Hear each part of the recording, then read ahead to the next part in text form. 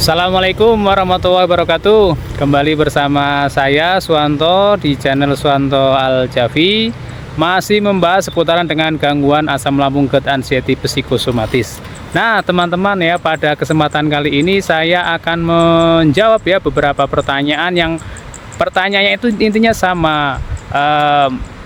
Kenapa ya sensasi kepala pusing, kelingan itu tidak hilang-hilang? Nah, buat teman-teman yang mengalami keluhan yang sama ya, simak video ini baik-baik, jangan di skip ya. Tonton sampai habis supaya apa? Supaya paham. Jika paham, nanti dapat menangani gangguan asam lambung GERD anxiety psikosomatis ini ya.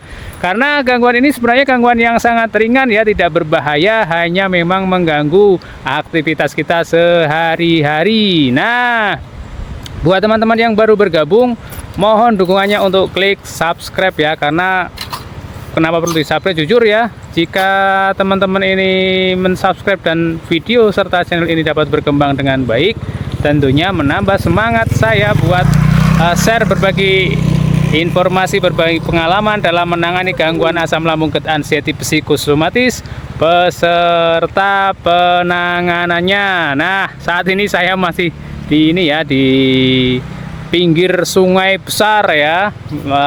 Nah, ini sungai besar, sedang jalan-jalan sama anak yang pertama. Nah, itu anaknya, ini anak saya.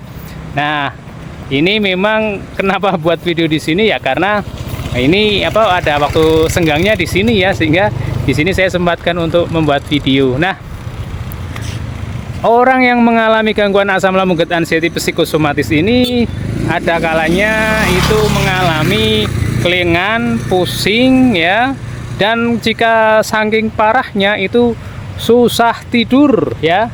Itu sepengalaman saya dulu ya. Jadi susah tidur itu sebenarnya ada efek ya dari kepala kita pusing, kepala kita pening ya, kayak migrain, kayak penuh, pokoknya banyak sekali yang mengganggu di pikiran ya, kayak ada yang jalan, tegang leher dan seterusnya. Nah, ini kenapa sebenarnya teman-teman? Nah, sepengalaman saya teman-teman ya, yang paling utama adalah pikiran kita itu masih stres banget ya. Pengalaman saya itu stres banget. Nah, karena stres banget itu membuat otot-otot yang ada di kepala kita, terutama di leher ya, itu menjadi tegang. Nah, ketika otot kepala dan leher ini tegang, ini menyebabkan kepala itu pusing, kepala itu pening, kepala itu penuh, pokoknya rasa tidak nyaman di kepala ya. Semuanya itu bervariasi ya, dulu saya sudah pernah mengalaminya semua. Nah, itu yang penyebab yang pertama. Penyebab yang kedua, itu karena pencernaan kita itu belum beres ya. Coba kita tengok ya, orang-orang yang ya orang yang belum makan ya, orang yang belum atau telat makan, itu biasanya itu dia mengalami pusing ya. Nah, ini kita juga sama ya, kita itu karena terjadi gangguan di lambung ini juga mengalami hal sama. Dan sialnya ya, gangguan pusing itu sepanjang hari ya, dari bangun tidur sampai mau tidur, bahkan sampai di tidur pun masih terasa pusing ya. Kadang-kadang sampai ke bawah mimpi sakit kepalanya. Itu yang kedua. Jadi yang pertama itu adalah karena stres ya, pikiran yang berlebihan. Yang kedua adalah karena pencernaan yang belum beres. Cara mengatasinya bagaimana? Ya tetap ya teman-teman harus menjaga pola makan yang sehat, pola pikir yang sehat, pola hidup yang sehat ya. Teman-teman berusaha merelaksasi pikiran kita, otot-otot badan kita ya, direlaksasi supaya kita itu tidak tegang pikirannya. Nah, caranya bagaimana? Caranya teman-teman bisa dengan berjalan-jalan yang menyenangkan. Mas digirke mas sepeda nih. Nah, kemudian selain berjalan-jalan yang menyenangkan, teman-teman juga bisa mendengarkan musik-musik relaksasi atau suara-suara yang membuat kita tenang. Kalau dulu pengalaman saya itu mendengarkan pengajiannya Gus Baha ya, terutama kitab Hikam itu jujur ya, itu membuat pikiran saya itu tenang ya. Ketika pikiran tenang itu kan menjadi rileks, otot seluruh badan itu menjadi rileks. Dan waktu itu ya pernah saya itu tidak bisa tidur ya berhari-hari. Nah, dengan mendengarkan ceramah dari Gus Ba, terutama kitab Hikam, saya menjadi tenang ya, dan bisa tidur dengan nyenyak. Itu sepengalaman saya. Kemudian lakukan hal-hal yang lainnya yang masih banyak sekali, yang intinya teman-teman harus membuat pikiran ini rileks ya, pikiran ini rileks atau tenang ya, tidak tegang itu ya. Itu sepengalaman saya. Yang kedua adalah teman-teman harus menjaga makan yang sehat. Makan yang sehat itu bagaimana? Makanan yang mengandung vitamin, protein ya, terutama protein ya, kemudian fiber ya, dan gizi-gizi lainnya didapat secara alami ya. Saya sarankan jangan menggunakan vitamin buatan, jangan menggunakan suplemen buatan. Sepengalaman saya ya, dulu saya sudah mengalami minum vitamin B2B kompleks, D3K2, kemudian magnesium, omega 3 ya, pokoknya banyak sekali suplemen yang sudah saya minum, yang berakibat apa? Yang berakibat ada ini di perut bawah ini sakit ya, sampai ke punggung. Itu berbulan-bulan sakitnya, hampir 3 bulan sampai 4 bulan itu baru hilang sakitnya. Jadi teman-teman yang belum minum vitamin itu saya sarankan ya, kalau minum jarang lah ya, sedikit-sedikit. Nah, teman-teman cukup makan pepaya matang ya, atau air kelapa tua itu juga bisa, dan air kelapa muda juga bisa, itu juga vitaminnya cukup bagus ya. Kemudian dari telur rebus, telur ayam kampung rebus itu vitaminnya lengkap ya, termasuk ada protein. Kemudian apa namanya, tahu putih yang direbus ya, kasih garam aja biar agak asin ya. Kemudian makannya sayur juga, sayur yang jangan menyebabkan asam lambung naik atau gas naik ya. Sayur yang aman itu apa? Sepengalaman saya adalah wortel direbus sama labu siam direbus ya. Pokoknya teman-teman jangan makan makanan yang mengakibatkan asam lambung naik, mengakibatkan gas tinggi. Itu nanti juga bikin pusing juga ya, bisa menyebabkan pusing juga. Itu sepengalaman saya. Dan jangan lupa teman-teman juga harus minum air putih hangat minimal 8 gelas sehari ya.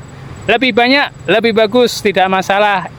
Kalau kebanyakan bagaimana, ada efeknya? Tidak, efeknya cuman sering pipis ya, itu sepengalaman saya. Tetapi itu nanti di badan menjadi enak ya, itu sepengalaman saya. Kemudian untuk yang ketiga adalah pola hidup yang sehat. Pola hidup yang sehat itu bagaimana?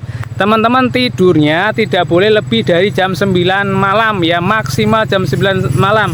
Nah, ketika sudah isya, teman-teman harus sudah berbaring ya. Perkara mau tidur jam 9 atau bukan, yang penting jam setelah isya berbaring dan HP diletakkan. Kalau HP mau digunakan untuk mendengarkan suara-suara yang menenangkan, suara-suara relaksasi, silahkan, tidak masalah. Yang penting mata ya terpejam ya. Pokoknya setelah isya mata terpejam saja. Itu ya. Mau bisa tidur, mau tidak bisa tidur, yang penting matanya terpejam. Nanti teman-teman tanpa disadari bisa tertidur secara otomatis. Itu pengalaman saya.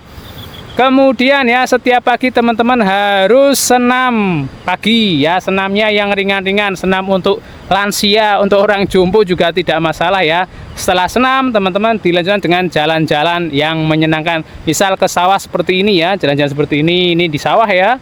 Nah, ini bisa ya, sambil berjemur. Walaupun sekarang masih mendung ini langitnya, jadi tidak terkena panas matahari. Cuman karena tadi saya pagi senam, itu menyebabkan keringatnya itu banyak, sehingga walaupun udara sini dingin ya, seperti di dalam ruangan ber-AC, tapi tanpa jaket pun tidak menjadi masalah karena tubuh kita sudah panas dengan senam tadi pagi. Nah, teman-teman yang belum melakukan hal-hal tersebut, lakukanlah. Insya Allah nanti ya pusing-pusingnya itu bisa hilang, bisa sembuh ya teman-teman. Jangan berpikir negatif, nggak usah berpikir jangan-jangan otak saya kena kanker otak ya, jangan-jangan saya tersumbat di kepalanya. Udah, hilangkan semua pikiran-pikiran buruk ya. Mulai berpikir positif, mulai meyakini bahwa penyakit ini bisa sembuh total tanpa obat, tanpa herbal. Yang penting konsisten menjaga pola makan yang sehat, pola hidup yang sehat, pola pikir yang positif. Itu kuncinya untuk sehat ya teman-teman ya. Dan ini saya pikir ya, ini bisa berlaku untuk sakit apapun ya, tidak hanya asam lambung, GERD, anxiety, psikosomatis. Itu sepengalaman saya. Nah, berhubung ini sudah dari tadi saya di sini ya, ini saya mohon izin untuk menyelesaikan video ini. Barangkali ada yang belum paham, kurang jelas, silahkan bisa ditanya di kolom komentar ya teman-teman. Dari saya akhiri. Sebelum saya akhiri ya teman-teman ya, saya doakan kepada teman-teman yang belum sembuh, mudah-mudahan segera sembuh ya, sensasinya segera hilang, amin ya robbal alamin. Dan teman-teman ya, saya minta doanya ya kepada teman-teman supaya saya serta keluarga saya selalu diberi kesehatan, keberkahan ya, kebahagiaan, agar saya selalu bisa berbagi informasi, berbagi pengalaman dalam penanganan gangguan asam lambung, GERD, anxiety, psikosomatis. Terima kasih. Assalamualaikum warahmatullahi wabarakatuh.